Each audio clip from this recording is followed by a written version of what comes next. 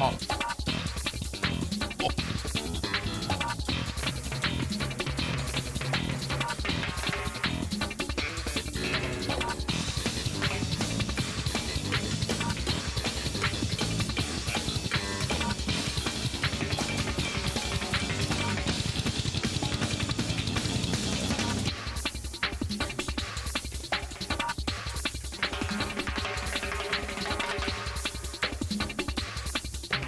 Good morning.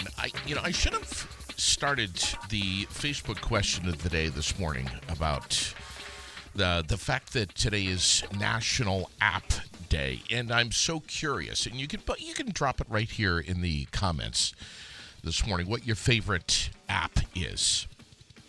I've got a few rather interesting ones on my phone. Some of which I'll tell you. Others I won't, but what's your favorite app on this National App Day today? Stand by. I'm going to take you to Main Street Barrie here. That's what we're looking at.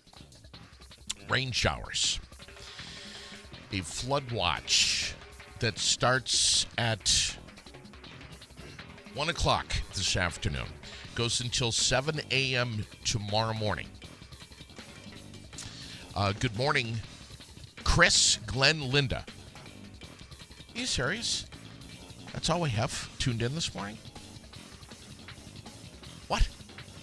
No, we got more than that. We got a couple of YouTubers as well. Drop a comment. Let us know you're here. Are you here? Are you there? Where are you? But yeah, that's what we're looking at, North Main Street, Barrie. Excessive runoff caused by rain showers and snowmelt today. So I think most of us know this already. We've been watching the news. We're paying attention. We're listening. Rivers, creeks, and streams all going to be running high. Moderate to heavy rain this evening.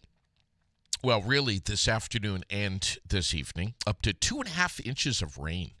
So pay attention to flood warnings this afternoon into this evening, especially if you're in a flood-prone area. Highs today near 50. So there's your snowmelt. We got a sharp drop tonight to the freezing point and below. Rain going to be changing over to snow overnight into Thursday morning. But it looks like things are going to be improving, though. Thursday, the system moves on out. We're going to have some much-needed mix of sun and clouds. Low 30s for the high on Thursday. And dry out time Friday and Saturday, too. So, well, there you go. That's your forecast. Now, City of Barrie. Obviously, they are watching the rivers and the creeks very carefully. If you haven't been on the Regroup app, that's one that we would highly suggest that you download today on this National App Day, because you can get instant communication from the City of Barrie. Of course, you can also, VT Alert, Vermont Emergency Management. These are all great resources. The City of Barrie Facebook page as well. But the Regroup, they've already got over 700 subscribers on this. It's free, and it's lightning fast. It's faster than any other form of communication, says our Barrie City Manager, Nicholas Storelli Castro, who may stop in this morning, may jump in and jump on the line. So we'll see. We'll see. I can tell you, though, that everything that the city of Barrie has been saying has been consistent from yesterday, which is, again, they have done their best to clear away the storm drains. The basins are clear. The catch basins, or trash basins, I think that they're sometimes called, but the storm drains and whatnot, for the most part, are clear. The snow has been moved back over the last couple of days to make room for water runoff. And it's not just the rains that are falling. 2.5 inches of what's fallen from the sky, up to 2.5 inches across most of the state. Some areas going to get a little bit less than that. But it's also that snow melt with temps hovering right near 50 degrees. Combination of the two, pretty much a guarantee for some street flooding. So there you go. There's what Main Street's looking like right now. So the rain is coming down, and it's coming down good. I don't know if you can really see it. They're splashing in the puddles, but it's raining pretty good. Yeah, we're going to be talking about the trucking industry in just a little bit. We're going to give a phone call over to Tracy Haynes over at Giroux General Transport. We may or may not be chatting with my good friend Chuck later this morning. Not sure if that's going to happen. But also, we're going to be calling down to North Carolina and speaking with one of my best friends, Chris Autry, who I haven't spoken with in quite a bit. And I am going to throw some interesting questions to Chris that I think will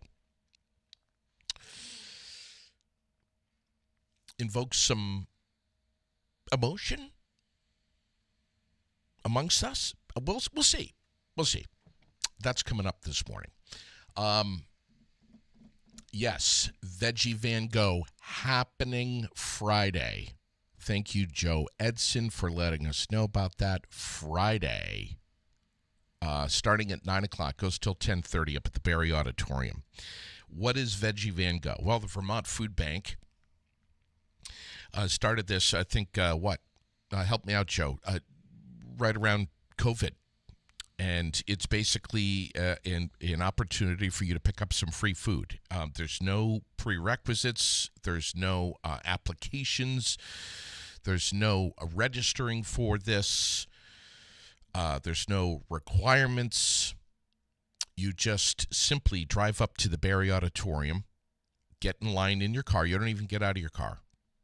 No questions asked. You pull up, and you get some free food loaded into the back of your car, anywhere you want it. Trunk, back seat, you name it. It's quick. It's easy. You can get some cheese, some milk, some butter, some perishables, and some non-perishables too. Yes, it is very easy and quick. Thank you, Laura. So, yeah, and we love promoting it, and we will on Friday morning. And please hold me accountable if I let that slip my mind on Friday morning, because I think Rex is going to be in here, and you know how he likes to grab the wheel. But anyway, boy, we got some, now we've got a great number of folks that are tuned in. If you missed it, the Flood Watch starts at 1 o'clock this afternoon. It goes till 7 a.m. tomorrow and Thursday for lots of runoff here from not only the rain up to 2.5 inches falling from the skies here in Vermont of just the rain alone, and then with the combination of temperatures right up against 50 degrees, the snowmelt. City of Barry, and I'm not sure about your town, your city, wherever you are, but I can tell you right here in the Granite City, Nicholas Storelli Castro, our city manager, has been in touch with us over the last couple of days. They've let us know not only through the Regroup app, but also the city Facebook page and the city website that they have moved snow away from the storm drains and culverts, and what else did he say?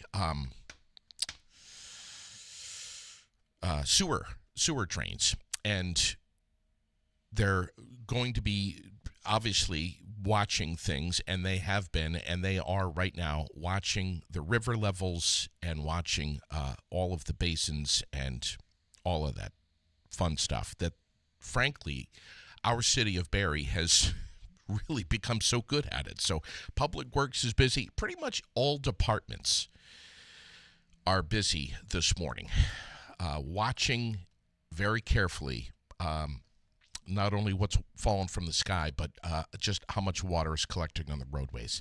There may be some roads. I know the case in Montpelier that are already closed just kind of a anticipatory measure for some flooding. So don't be surprised if you see barricades, and certainly don't drive around them, even if the roads aren't flooding.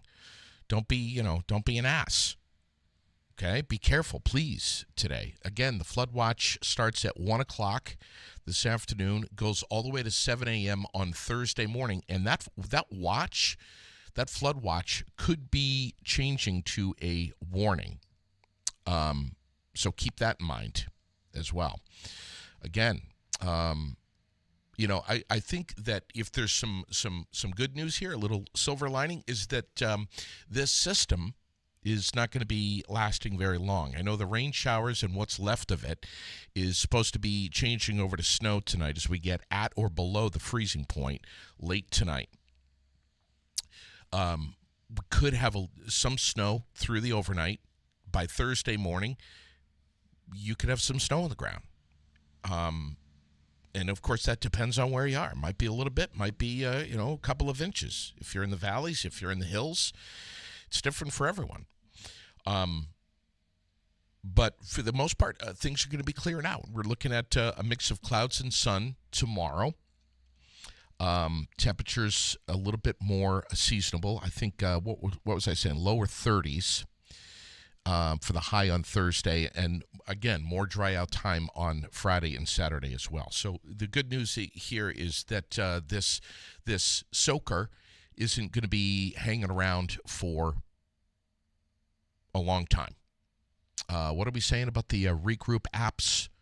There are many regroup apps. Can someone screenshot the regroup at so that which one we're speaking of? Angel, I'll tell you right now, if you get on berrycity.org, it's right there.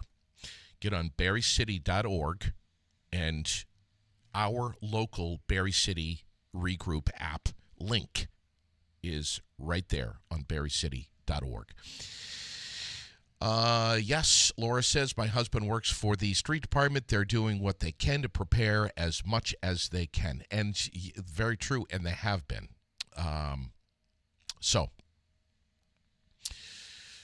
Let's see what else we have going on. Shout out to Pastor Dan Molind. Dan's going to be on the air with me soon, talking about that article in 7 days, by the way. Yep. Take care of your neighbors. Great message here. Especially if you have elderly neighbors, just check on them, make sure the basement's not flooding. We're watching the basement here. Not really watching my basement at home today, but I gotta get a live camera down there. Gotta do it. Yeah. So let's we're gonna dive into the Facebook question of the day, which is already starting to get some traction here. In just a little bit, we're going to talk about that. We're going to run down a couple of birthdays here in a minute as well. We have state and regional headlines to get to. We have national headlines, which are making some of you chuckle this morning and others not. But first, I want to go live right now to Giroux General Transport, the nerve center where Tracy is. Good morning, honey. How are you? Good morning, JD. I am wonderful. How are you? I'm well. Bill's doing well? Bill is doing well. He is at road testing right now, testing some of our students. Wow. All right. So this was, these are students that enrolled in the last class. Yes, these are the ones that are finishing up the November class. We have road testing today, tomorrow, and next week, and they will all be road tested through and done before Christmas. All right. You have your next CDL courses coming up February 3rd. This is the time to, if you want a Class A, Class B, which takes about, 4 weeks or so. Class A takes a little bit longer than that, right? Right. So typically a Class B training is about 4 weeks long. Yeah. A Class A training is typically about 6 weeks long. An upgrade training from a B to an A is approximately 4 weeks long. Okay. I say approximately because we run on DMV scheduling. DMV has the last say. So when it's how quickly we can get those appointments to get everybody road tested through. Okay. Um, what's the deal with the price tag on all this? Because I have heard, I know you have, um, people say, "Oh my God, I would love to get my CDL, but I can't afford that. Plus, I don't have the Yeah. time. I don't have the time. I got to work. My employer's not going to let me take all that time, 7 weeks, whatever." Right. So, typically our February class, however, is going to be during the day because of the frigid cold temperatures. Nobody wants to be standing out there when it's below 30 degrees Right. at night working on tractor trailer trucks. So, our February class will be from 9 to 2. But then after that, when we start the March one, we'll be back into evenings, and we run evening classes again through December. All right. You Um, you, you said the February 3rd start. That class is going to be, say it again, 9 to 2. 9 a.m. to 2, Okay. Monday through Friday. We're going to try to get them in during the warmest part of the day because of the time of year it is. Sure. Um, at nights get so cold, people are standing around, trucks are getting broken, Yeah. things aren't wanting to start and stay running. It's just a nightmare, and you don't get a lot accomplished other than constant repairs. Right. So, and people calling out. So we decided that daytime during the warmest part of the day would probably be the best idea for our February class. All right. Um, a lot of employers right now are paying for their employees to come to class. Yeah. They're paying them an hourly wage to come, and they're paying for the training. So, especially municipalities, all of our cities, state workers, they're looking for drivers desperately. So they're paying for the people to come to class, to take the course so that they can have plow truck drivers, so they can have people to run dump trucks. So there's plenty of job opportunity out there. For as far as paying for it yourself, there are some grants you can apply for. One would be the advancement grant through VSAC. VSAC.org, VSAC.org. They have a non-degree grant. It's called the advancement grant. It's for people getting a license and not a degree. It will cover up to 75% of the course if they're income eligible. Wow. Now think about that for a second, okay? $7,500 for a Class A training, and they're going to pay 75% of it. Think about that, okay? That doesn't give you a whole lot to come up with yourself. Yeah, that's right. Okay, so that's the first grant to apply for. But then if you're a woman, a really lucrative career too. right? Oh, absolutely. So then you have your Women's and Minority Grant through Agency of Transportation, which will pay an automatic $1,500 for anybody taking this course that is a woman or a minority. Women are considered a minority in the truck driving industry, so that's where that falls into play. And then there is the WIOA grant through the Department of Labor. So if you are low income and you qualify for the VSAC grant, but you don't have the remaining, 25% of the tuition, WIOA at the Department of Labor, they have a grant that will cover the remainder of the training. That's So you potentially can come for free. I want to make sure I get this right. That's the acronym for Workforce Innovation and Opportunity Act. Yes. Okay. Wow. And Department of Labor will pay. You call your local unemployment agency, you tell them what you want, you set up an appointment with a counselor, they meet with you, you bring all your proof of income, and they go over the system with you. They will make you fill out the VSAC grant first. Okay. You have to fill that grant out before you are eligible for the others. So start with VSAC and then move on from there. And that way, Department of Labor will know how much VSAC is willing to grant you. So if you are only eligible for, like, say, 50% or a smaller amount than the 75%, then they know how much they need to cover. State of Vermont also requiring students to get their permit before their first class. State of Vermont isn't. The state of Vermont is not. This is feds? Oh, you guys are. Okay. We are. All the schools all of the CDL schools in the state of Vermont are having a hard time getting permit appointments Oh, through DMV. We are backing the system up so badly that nobody can get in. wow. So instead of us scheduling the permit tests for our students, we are asking them all to come with their permit, and that way they can get that one permit appointment Okay. easier than we can get 15 to 20. Interesting. And you were So telling me Tuesday mornings are a good time to get over there to the DMV. Am I right? correct. They still have walk-in appointments on Tuesday mornings from 8 to 11. So if you're having a really hard time scheduling an appointment, you can go in, walk in. If they have availability, if they have an evaluator there, they will let you permit test. All right. Only on Tuesdays, only from 8 to 11. Okay. No other times. So that's always an availability.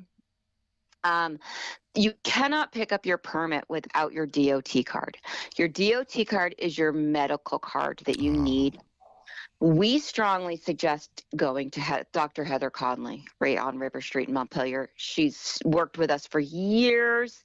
She gets our students in and out in a timely manner. She only does those requirements that are made for CDL, not like Concentra or wherever where they like send you through a bunch of testing. You only have to do what's mandated by the federal government.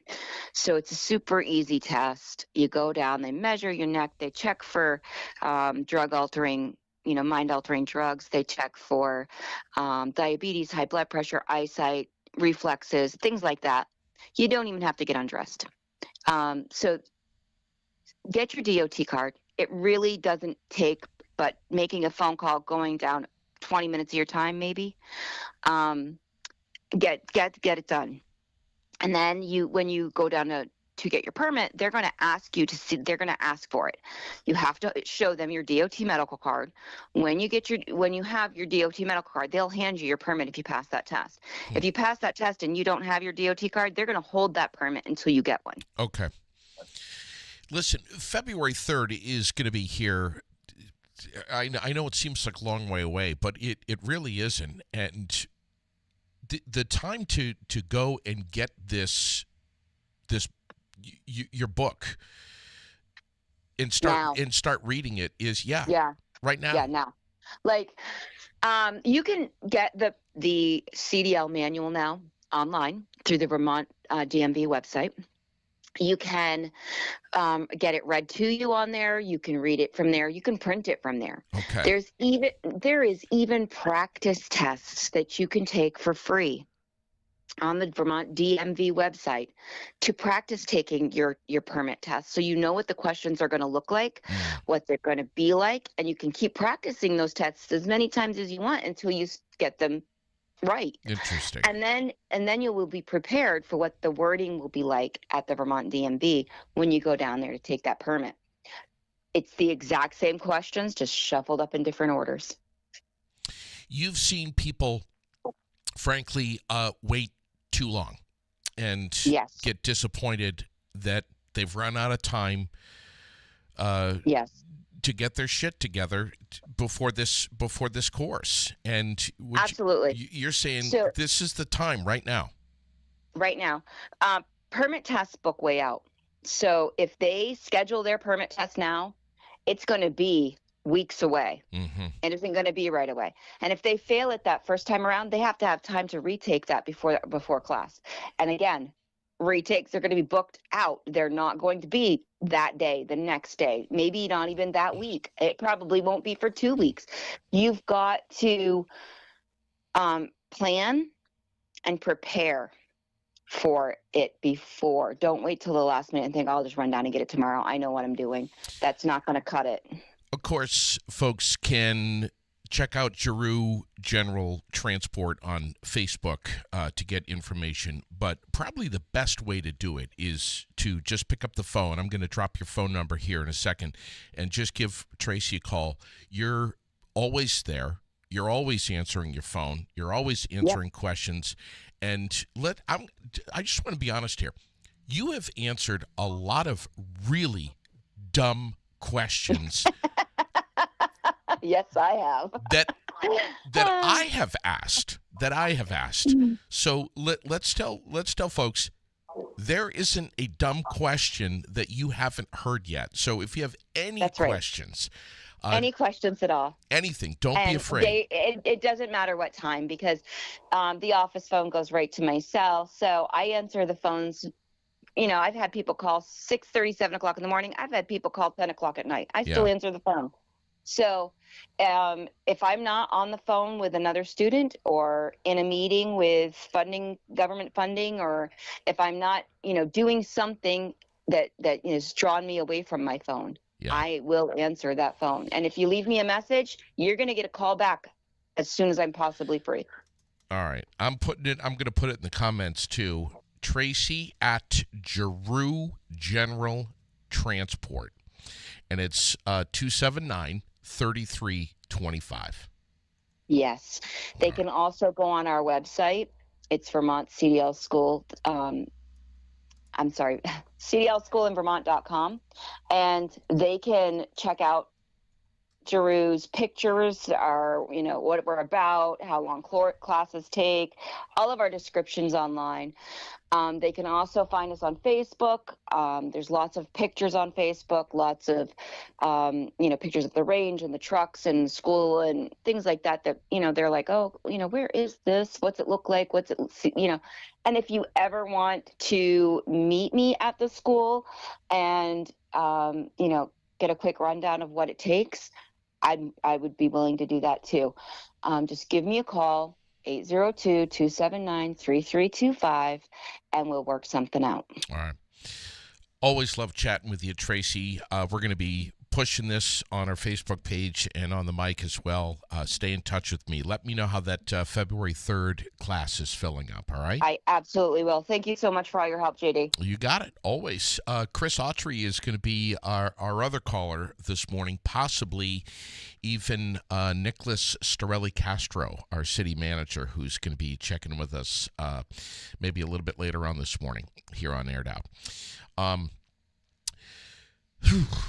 Should we jump into a couple of birthdays here this morning? I want to say happy birthday to Maya Bellew, Karen Butler, Haley Lynn, Christina Stikos. Hope I got that right. Kent Eaton, Steve Arquin, Liz Davis Fortman, Judy Cannon, Sue Aldrich on the birthday list today. Don't worry, Sue. I'm not going to tell anyone that you're 64.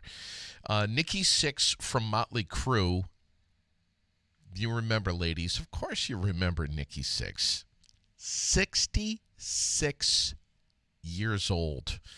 Jermaine Jackson, that's Tito's brother, 70 today. Brenda Lee is still rocking around the Christmas tree. 80 years old today. 80. And, everyone knows her from that song. But, she was huge in the 60s. I'm Sorry, that country hit. I don't know. Only female artist to be in both the Rock and Roll Hall of Fame and the Country Music Hall of Fame. 80 years old. Happy birthday, Brenda Lee, today. Next time you hear that song on the radio, just think of that. Rocking around. Chris. Daily Dose of Feel Good this morning. 15 years that somebody has been putting Christmas lights on a random pine tree on the side of a highway in Montana. I posted this story up this morning. This trucker started doing it to make his wife smile. His name is Herman Segura. Was driving his regular Texas to Calgary route in 2009. Was on the phone with his wife when he saw this lonely tree out in the middle of a field and started joking around that he would dress it up. He put some ribbons on it that year, but promised that he would do a better job. So he stops every year to add a bunch of lights and ornaments and sends the photos to his wife to make her happy. No one knew who was doing this until he found a note tied to the tree in 2017 that said, "Thank you. You have no idea how much impact you have had in our community." So the couple who left the note added their phone number. So he called them, and they've been helping him decorate the tree ever since. I just thought that was a great story. I wanted to share it with you this morning. Remember, if you've got something, if you have something that you think is a feel-good story that you would like to share with the Aired Out audience, just get it over to me. You know how to get in touch with me. Shoot it over, and I will share it on the air. Let's see. Just checking sports here. Time Magazine, tapping NBA Rookie of the Year, Caitlin Clark, as its 2024 Athlete of the Year. Absolutely no surprise there. North Carolina topped Wake Forest 1-0 to win the 2024 NCAA Women's Soccer National Championship. Yeah, we've got more sports to talk about, of course. Vermont headlines. So regional headlines from WPTZ and WCAX and VT Digger, Times Argus. I look everywhere in the morning. And these are just the headlines. Most of these, I've got the details of these stories right up on the page. We have a Vermont company, and this one is really getting people worked up this morning because I see some of the comments coming in that was found to be housing up to 19 migrant workers in a storage space. Community leaders not happy about it. Vermont Construction Company. The whole story is up on the Aired Out page if you want to read about it. The Essex County Health Department in New York is asking residents to weigh in on health and well-being in their community. And so far, they've been inundated with response from that, which is not surprising at all. It's not great everywhere. This year marks the 34th Red Ribbon Tree Ceremony in honor of those lost as a result of distracted driving crashes. Vermont does that. If you're not familiar with it, you ought to give that story a read. The Mega Millions ticket hasn't matched the winning numbers since September. That's a long time. We're talking about 670 million buckaroos. It's a lot of money. Let's see. What else? Oh, Heather's dropping comments here, and I want to make sure I get this one on there because it was a great point that when I was talking with Tracy, she says, remember, if a computer is a barrier to applying for a job, you can get extra time on a library computer by letting them know you use it for the job application process, that you're looking for a job. They'll give you more time for no charge, which is great. Thank you, Heather, for mentioning that and for dropping up the link that you just did. And yes, we're going to be talking about a very busy man and his wife, Santa Claus and Mrs. Claus, who are just running ragged right now, trying to run around all over central Vermont and meet with kids and have that time before the big night. So we will be getting to that this morning. Senate Committee on Health and Welfare is speaking out on reforms to hospital regulations, state emergency medical services, electronic medical records, all key planks of the healthcare agenda for the upcoming legislative session. That one is on the Aired Out page as well, if you want to give it a read. Wow, is there a lot to talk about with regard to that. And I've been talking about it a lot here on Aired Out, but I think I'm just hardly scratching the surface. Ugh. National headlines. Here's what we know right now. The suspect in the fatal shooting of United Healthcare CEO Brian Thompson appeared in the courtroom yesterday in Pennsylvania for his extradition hearing. They want to get him back to New York. Obviously, Luigi Mangione arrested at a McDonald's on Monday in Pennsylvania. So what's today? Isn't today 1 week to the day that he shot Brian Thompson? I think it is. So yeah, there you go. Boy, does he look like a funky dude. I don't know.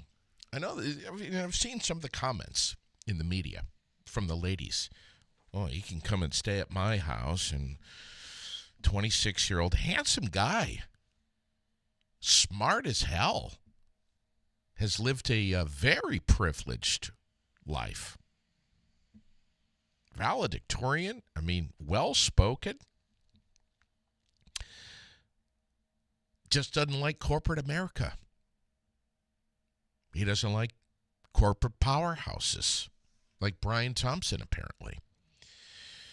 And now, this is so sad, too. Now, here we are, just before the holidays, and now we've got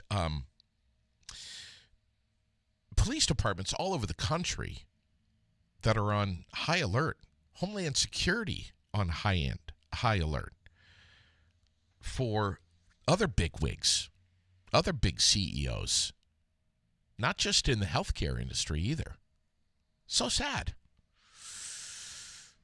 Yes, Thursday, and every Thursday, G's going to be coming in here, and just like, and similar to Rex, I like to throw some stuff at old G. See if I can get his blood pressure to spike up and get some extremely unfiltered, uncensored reaction to some of the crazy shit that's going on in our world. So Thursday mornings, don't miss it. G's going to be with me tomorrow, and I very much look forward to it. And I might be asking him about this. There's a guy this is a true story now. I'm not making this up. There's a guy in California that is suing the California Lottery Commission, claiming that he bought both winning tickets for a $394 million Mega Millions jackpot. That he bought both tickets, but he lost one accidentally. And he is owed his remaining $197 million. Please stop laughing. This is serious. Again, he bought both winning tickets for a total of $394 million. This is the Mega Millions jackpot. But accidentally lost one of the tickets. It was an accident. Accidents happen. But he wants the California Lottery to step up and say, we know you lost your ticket. We know you were the winner. We believe you. So here, let us write you what we owe you, a check for the remaining balance of $197 million. Have we lost our damn minds in this world? Yes, some of us have. That guy is one of them. General Motors announced that it is going to stop funding its Cruise robo-taxi project because of competition, because of costs, because of time requirements going into this. GM is instead going to be focusing on developing advanced driver assistance technologies for personal vehicles. I love those words. advanced driver assistance technologies, also known as robots driving your car for you. I know. I know this is the other safety stuff that goes in, the cameras that come on when you're changing lanes or the backup cameras. I know. But it's also, when we say driver assisted, we're talking about computers driving your damn car for you. So when you go out to Gusto's and you put back a few, you don't have to drive home. Let your car drive you home. No thanks. We'll pass on that. GM spent over $10 billion on Cruise robo-taxi since 2016. And they're going to be saving, they say, because of the restructuring, they're going to be saving $1 billion annually by putting the focus elsewhere. Wow. Will the cameras catch people picking their nose while driving? That's a very insightful question. I don't know. But it was just asked on the page here from G. Let's see. Have you heard about Amazon? Speaking of the auto industry, they just launched an online car dealership with Hyundai as its first partner. Consumers in 48 United States cities now can browse, order, finance, and pick up new Hyundai vehicles through Amazon. And here you were, just thinking that you could get your toilet paper and your cleaning supplies.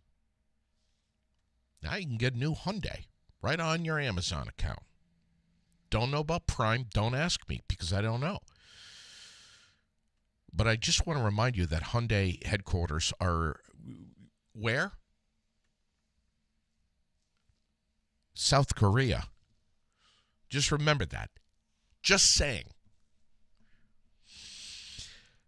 The Manhattan District Attorney's Office proposed an array of options for keeping Trump's conviction on the books. That story is all over the national headlines.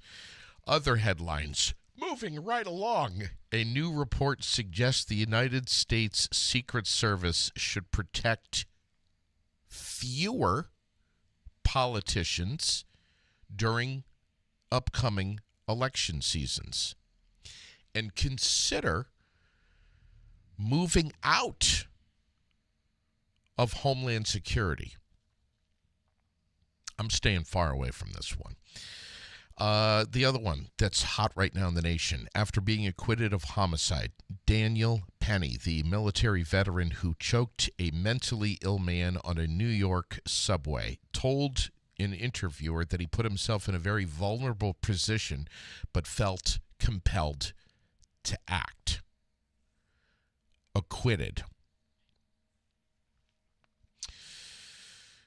World news, Israeli Prime Minister Benjamin Netanyahu, and we talked a little bit about this yesterday, took the stand in the corruption trial against him.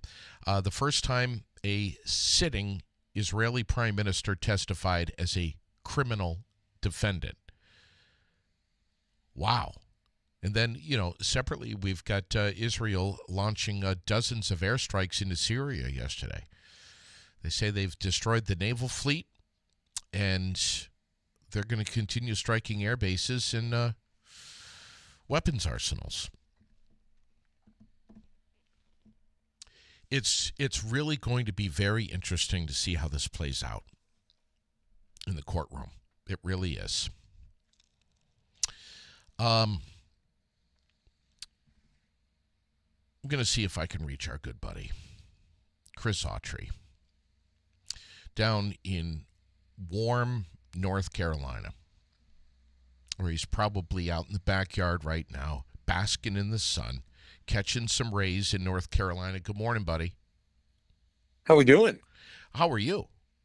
I am good, man. I'm good. The Steelers are winning. The Cowboys are suffering. I'm doing great. How about you? Are you happier that the Steelers are winning, or are you happier that the Cowboys are struggling? It's definitely equal. Oh, it I is. mean, Okay. it's definitely equal. Um, Unfortunately, my mouth though is getting me in trouble because Yeah. I'm talking a lot of smack Sure. and Sure.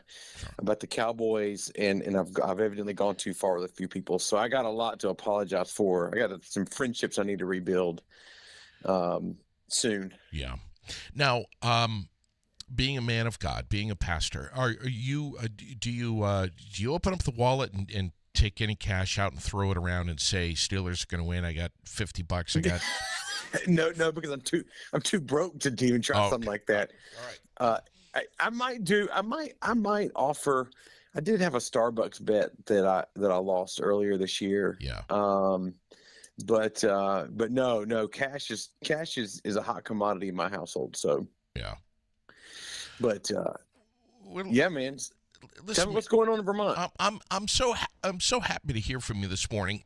we have a beautiful display of Jesus and Mary and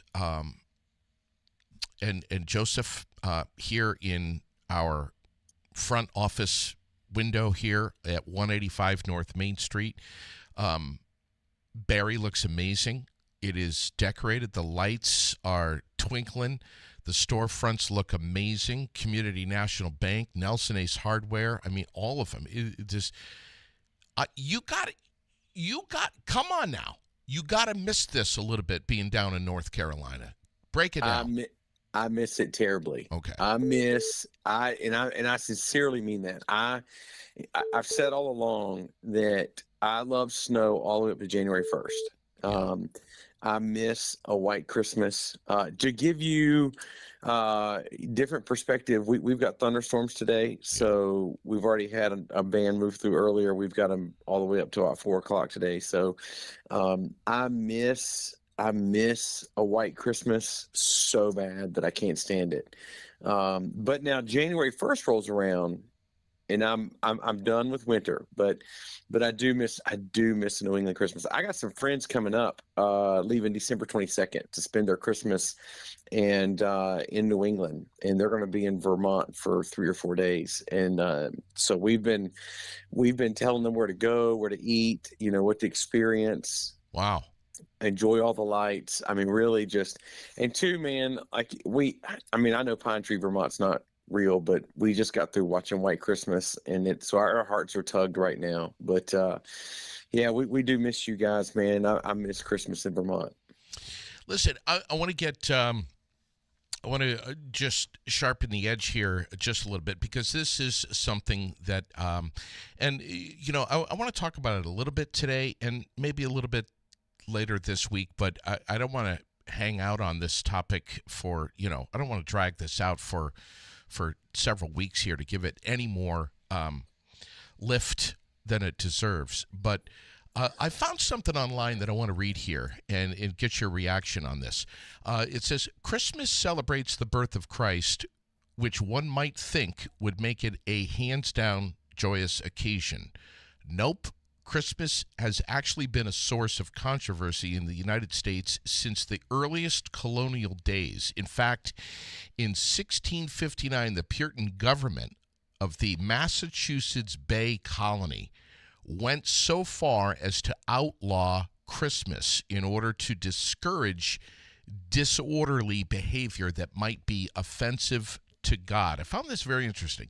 And it continues here. Anyone who failed to show up for work or participated in feasting would be fined 5 shillings.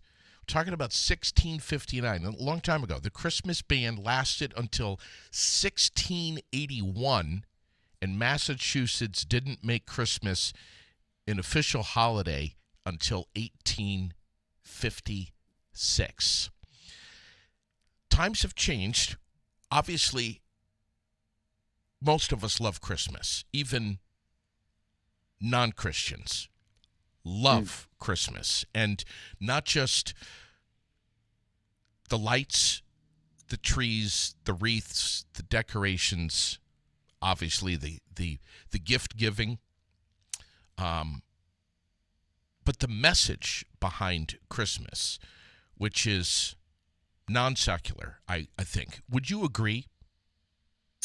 Yeah, I would absolutely agree that everybody loves Christmas, and I think that, and I think that Christmas should be celebrated for the historical reason of Jesus's birth that it celebrates. Saint Nicholas was a Christian saint who took on the moniker Saint Nicholas because of the free gifts that he gave to people to help them to see that Jesus is the free gift that God gave to the world. So Christmas is rooted back in. I mean, its origins are found into the birth of Christ, and I think that. I think we've talked about this before. I think that, the Christmas tree in and of itself, there's so much symbolism in Christmas. Even for those who are non-Christians, it's a reason to celebrate. It's a season of generosity for non-Christians. It's a season for love and peace and restoring friendships and fellowships. And so because all of that's rooted back into the original meaning of Christmas. Here's the thing with what you just said to me. So I've never really believed in the rewriting of American history. I do believe that there is an ignorance of American history, that there has been a deliberate action to ignore or minimize certain aspects of American history. But what I think has happened is, since people have kind of came up with this whole idea of rewriting American history, it has opened the door to rewrite every aspect of American history. And I think, and so therefore it kind of falsifies, I think that's the correct word, aspect of history. What you just mentioned to me sounds like somebody trying to rewrite American history. Because in no way, shape, or form in my studies of Puritan theology, has there ever been the act of Puritans, even on American soil, deliberately removing Christmas or the idea of Christmas for the sake of other beliefs. As a matter of fact, you can go read. I was just talking to somebody the other day. You can go read William Bradford's headstone in the at Plymouth. Not headstone, his statue in Plymouth, and you can see where he explicitly says, "We weren't just coming here for religious freedom. We were coming here to propagate the gospel of Jesus Christ to an unknown land." You can read it for yourself. You can Google it right now and read it for yourself. So that, to me, whatever you just read to me sounds like somebody's deliberately trying to rewrite history in an effort to make Christmas less about Jesus and more about whatever we want to make it to be. Well said. Man, you're unpacking a lot here. Yeah. There is a committee here in Berry City, Right. that is called the Diversity, Equity, and Inclusion and Belonging Committee, which I think is like maybe 4 or 5 members strong. They meet once a month, usually virtually on Zoom.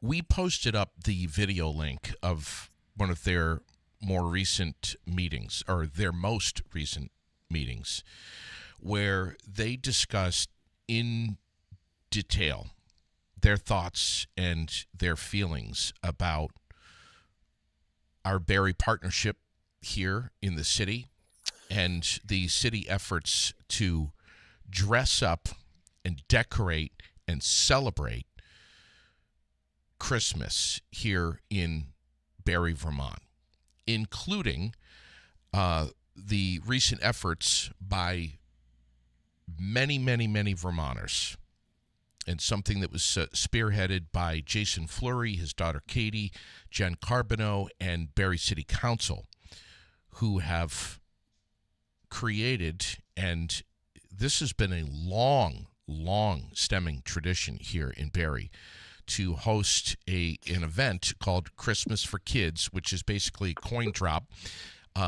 right here on North Main Street to collect funds and then use those funds to go out and buy not only gifts for kids, but also essentials, things that families, not just kids, but families could really use during the holidays. And there was there's concern that this committee has that there are others in our community who maybe they're atheist, maybe they're a different religion, where they don't celebrate Christmas. And that the city of Barry and the Barry Partnership, who they refer to as a religious organization, which baffles my mind, that they should curtail the decorations and the symbolic representation of Christ in Christmas, and that might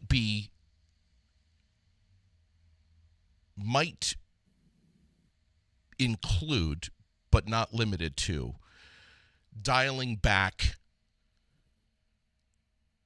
the decorations in our city, including lights, wreaths, colors, everything that is symbolic of Christmas. What say you about this? Well, first of all, I watched the video, and I want to be very, very clear that I am not in favor of this committee and their actions. Now, I don't have a dog in the fight. I'm no longer in Vermont, but I would do, if such thing arose here, I would rise up against it here. And so I want to be very, very clear. So, but I want to speak from the purpose of that team, which, watching the video, they explicitly made very clear, each member of the team, they do not know the reason of their existence. You have a chairwoman who, and I don't know their names, and I'm not, so please don't think I'm being disrespectful. I just don't know their names. Sure.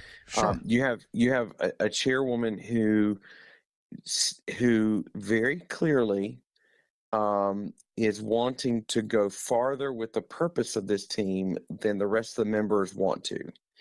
You have a member of the team, another lady, who very clearly and explicitly says, as they're crafting this letter to the Barry Partnership, is this the intention and the purpose of our team? I don't think so. I think we exist for an educational purpose.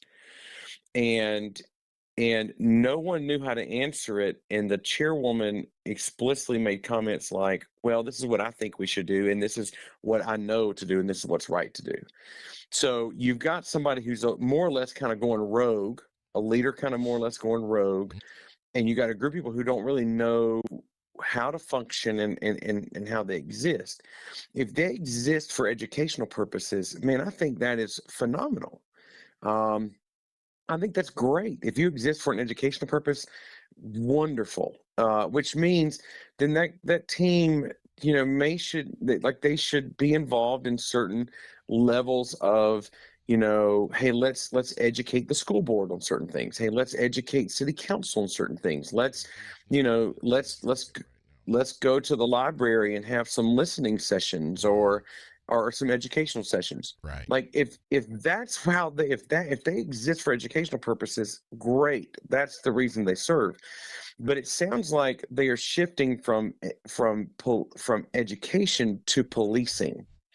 And if that's the case, then now you're approaching constitutional, Right. which that was thrown around by a gentleman on the team, and I don't think I respectfully don't think he understands what he's saying. But they are now approaching constitutional law, and they're now crossing over constitutional rights. DEI teams like this exist for the wrong reasons, because once you throw around the term inclusion, you now naturally have to exclude certain people. Yep. So what they are saying is, hey, listen, Christmas is offensive for me, and so therefore this group and this group and this group can no longer practice Christmas. That's what they're saying. Yeah. And when really what DEI should be doing is teaching appreciation. Hey, listen, you've got a whole other religious group. So you got Christians who practice Christmas, non-Christians who are celebrating the festivities of Christmas, right? And then, hey, listen, the governor, puts up a menorah on the State House lawn every single Christmas tree lighting, and it stays up all year. Then you've got you got African Americans who may celebrate Kwanzaa. I can't remember exactly what the Baha'is do, and so you've got you've got all of these different groups, and I think what DEI should be doing is teaching us to appreciate what each of these groups are doing, instead of creating exclusive communities and excluding communities in a community in the name of inclusion. And so they don't understand. Our culture is not understanding that inclusion works against itself. We should be teaching appreciation, right? Right. Okay, Christians should appreciate the fact that Jews practice Hanukkah, right? And instead of cultures arguing against the reason why people celebrate Kwanzaa, we should educate ourselves and understand what Kwanzaa means. I can be educated in something and not agree with it and not celebrate it.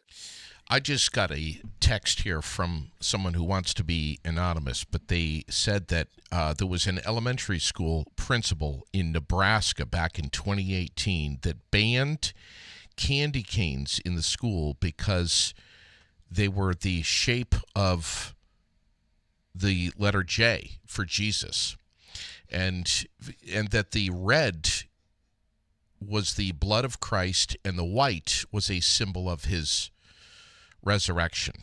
They also banned anything suggestive of Christmas, including reindeer, the elf on the shelf, anything red and green.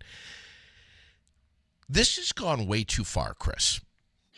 It's gone way too far. And let me throw this out there to you. I know Jennifer Carbonneau, and wonderful lady, friend. Her and Matt are been friends of ours for a long time. I guarantee you those Christmas gifts for kids are not excluding any kid.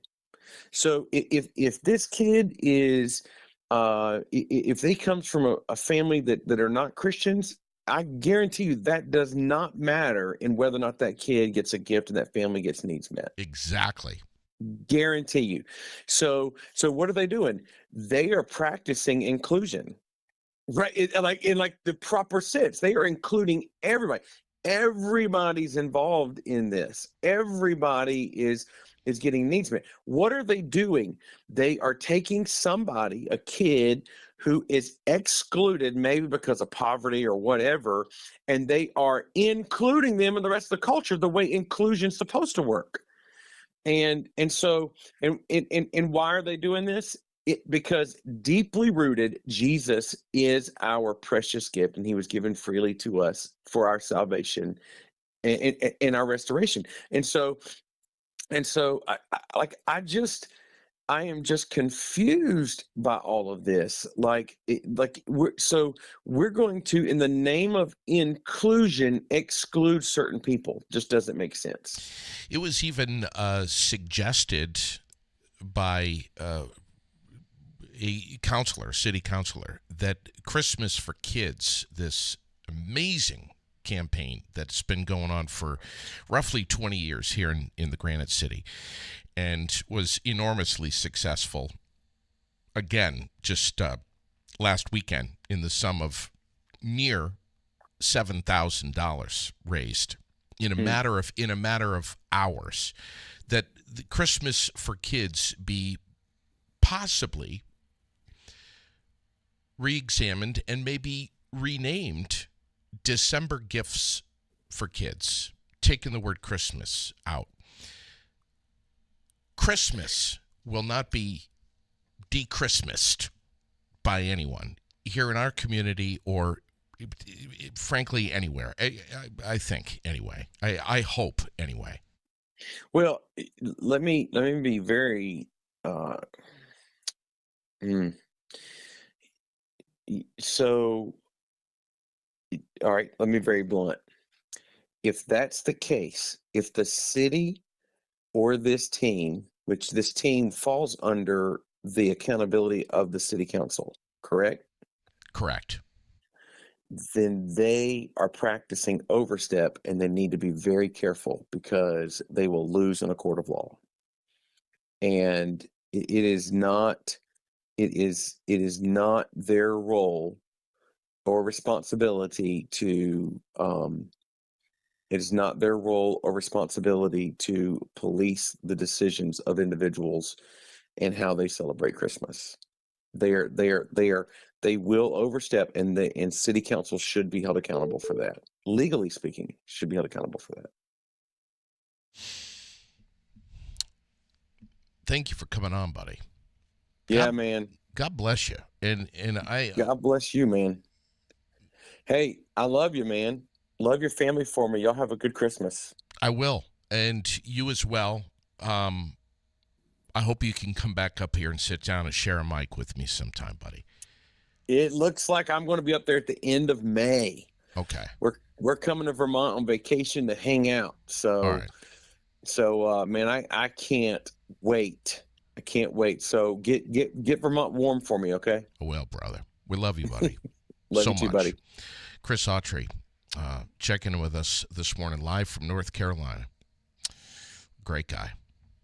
Love his insight. Always have. And listen, I know, Glenn. Ding, ding, ding. I don't have all the answers to this stuff. Really don't. But I would love to hear more of what you have to say about it. More conversation about it. It's a warm one that can get hot very quickly. Nicholas Storelli Castro, our city manager. Good morning, sir. How are you? Morning. How are you? Man, I know that you are super, super busy this morning. Vermonters are concerned about the weather here in the Berry City. A lot of folks are on edge about what's coming. Up to 2.5 inches of rain. We have been pushing your message loud and clear yesterday and today that the city has done all they can to prepare for this. Yeah, thanks, JD. And yeah, I mean, I understand people being on edge. You know, I say a fair number of people who work here are on edge, right? We've lived through this way too often the last couple of years. So we are, we have DPW crews out, making sure drains are clear of snow to the best extent possible, especially in the areas that tend to be the first to collect water. I've been in touch with the Fire Chief Keith Cushman, who's been, joining the VEM briefings. I think we're, right now we're optimistic that, hopefully the rain will stay in the 1.5 inch range. We have about an inch and a half of what we think would be the snow melt. So gets us into the 3-inch range, which should be manageable. Luckily, the rivers are low. So what we expect is some street flooding. But then again, look, we've been in situations where we expected less and got more. So we're not taking anything for granted, and that's why we have our public works crews out doing what they can to make sure our infrastructure does what it needs to do. We have a couple of, this is going to be our first storm without the ruts on Main Street. So we're all curious to see how that works. Hopefully that protects the businesses right in the core downtown, because they used to get a lot of water from cars driving over the water in those ruts. So hopefully the water will go right in the drains where it's supposed to. We fixed the drains behind City Hall, which will protect this building and the Blanchard block. So, we're hopeful that some of these steps will help. And but again, we don't take anything for granted when we see these forecasts. No, I know that you guys have been so busy watching the basins, watching the forecasts, watching Vermont Emergency Management. The good news here, any silver lining, I think, is that we've had a drought here in the whole region for a long time. So the rivers have been running lower than normal, which is good news. But as you say, things could change very quickly.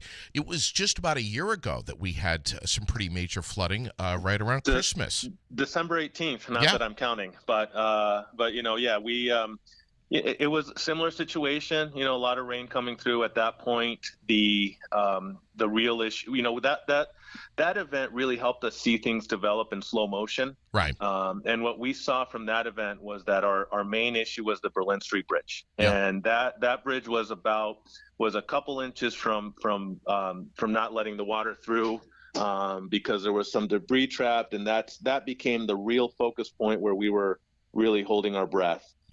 Which incidentally is why removal of that bridge rose really high up the list of projects for us when we had these river scientists coming in to help us with our hazard mitigation projects. So last year's December event, I know that people suffered damage. From the city's perspective, it was helpful in a way, right? Not the damage, but it was helpful to see a flood develop in slow motion, because we could see where the vulnerable spots were. And that's frankly why Berlin Street has risen to the top of our radar, because of last year's flood. Well, listen, last year we didn't have regroup, and this year we do, and you've got already over 700 Berry City residents who have registered for Regroup, which is a new app that has come out for the city to get some really time-sensitive, urgent information. Yeah, and I appreciate you, JD, getting the word out.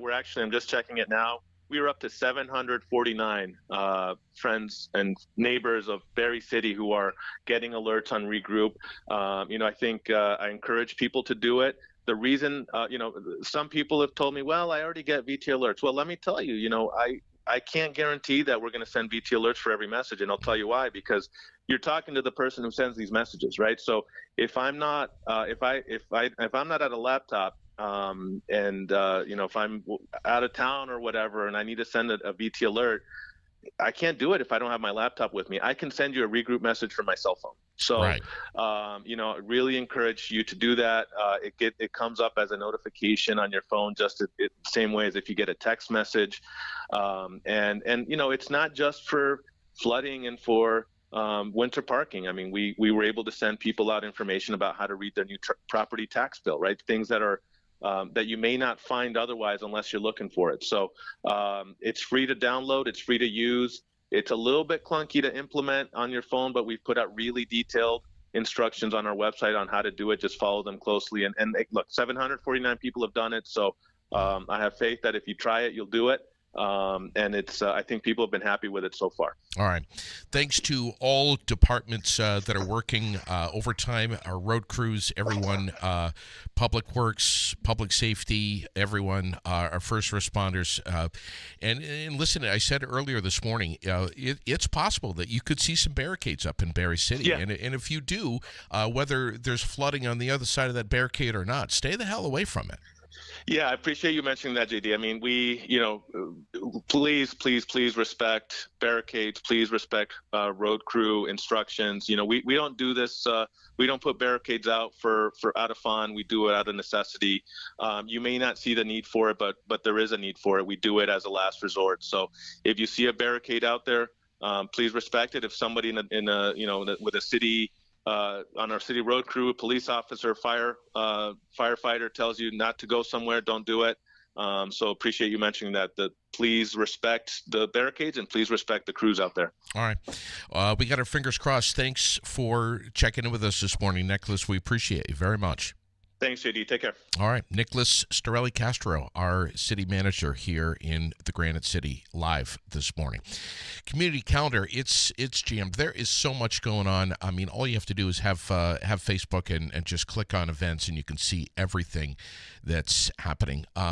Some of the key ones that I'm going to be promoting here on Aired Out, Santa, Mrs. Claus, and the Grinch. Whew. Man, are they busy right now. I don't know how they're visiting all of these different places seemingly at the same time. I mean, it's incredible. I wish I could do that. But they're going to stop off at Montpelier Mazda and Montpelier Volkswagen on Friday. Everyone is invited from 5 to 7. They're going to be serving up snacks. A lot of fun for the whole family. Bring the kids. Take as many photos as you wish. Enjoy cookie decorating, hot cocoa, and much more. And let me tell you, when you get some hot cocoa in me and some cookies, and I get all sugared up, look out. My God, I might even get over there and stream live. It's going to be fun. The all-new Montpelier Mazda, Montpelier Volkswagen, 1189 Route 2 in Berlin, just past the roundabout. Also, Santa Claus is, I don't know if he's staying at the Comfort Inn or where, but he's going to be Saturday at the Imagination Station at the Well Space building from 10 till 2. Which is a reserved time just for Santa to be meeting with kids who are sensory sensitive. All right, so not a lot of lights, not a lot of music, not a lot of people waiting in line. Reserve your appointment. All right, just give them a ring over at the Well Space building and watch the ad. Because we've got it. It's blue. It's all over the Aired Out page. Reserve your time. All right. That way we get you in, you get your experience, and then you're on your way. And thank you in advance to Santa Claus for stopping off at the Imagination Station to be doing that. Let's see, Granite City Blast Baseball. The boys are going to be doing hot cocoa by donation at the carriage rides in the Depot Square this and next Saturday from noon till 2. They're going to have hot dogs as well. And let me tell you, these kids know how to cook some dogs. They were just doing it at Wilkins. They know what they're doing. Come on down, chat with a few of the players and their families. Granite City Blast of Baseball. Look out for them Saturday, again, Depot Square from noon till 2. Get some hot cocoa, grab a dog, and be part of that. Jeep Miss. It's this Saturday. Starts at the Berlin Mall. Going to finish at the State House. That's all over Facebook as well. That's where Jeep enthusiasts get together and they decorate their Jeeps and they have their own little parade. And they do it up. They do it up. And they do it well. There's a lot of pride in folks that own Jeeps. So, watch out for that. If you want to come up and up at the Berlin Mall and see them take off, you can do that as well. So believe me, you're not going to have a difficult time finding them with your eyes. It's going to be lit up big time. Tomorrow morning, G is going to be on the air with me. Of course, I'm going to be talking about Taylor Swift and the fact that she just gave $197 million in tour bonuses to her staff. Of course, we're going to be talking about Kamala Harris and Donald Trump and Elon Musk making the short list of candidates for Time Magazine's 2024 Person of the Year. Of course, we're going to be talking about these things. Thanks to Chris Autry for hopping on the air with me this morning. Thanks to Nicholas Storelli Castro, our city manager, for doing the same. Thanks to Tracy Haynes from Giroux General Transport for hopping on as well this morning. This is what we're looking at. Looking at rain showers. You can see it right there. A live shot of North Main Street in Barrie. And It's going to continue. I may even throw up the webcam today so that you can see what's happening on North Main Street. Thanks for your eyes and your ears this morning. Thanks for being a part of the Aired Out podcast experience. Remember, we're always live, never edited, always local. You can find us anywhere you get your podcasts, on the web at airedoutvt.com. From Fly on the Wall Productions, Main Street, Barrie, Vermont. Have a great day, everyone. Thanks to all of our sponsors, presenting and supporting. Here they are, right in front of you. If you just look at your screen, you can see them. Our presenting and supporting sponsors that make the Aired Out podcast come to you every morning between 9 and, well, sometimes 10:30. This is the case this morning. God bless everyone. We'll catch you again real soon.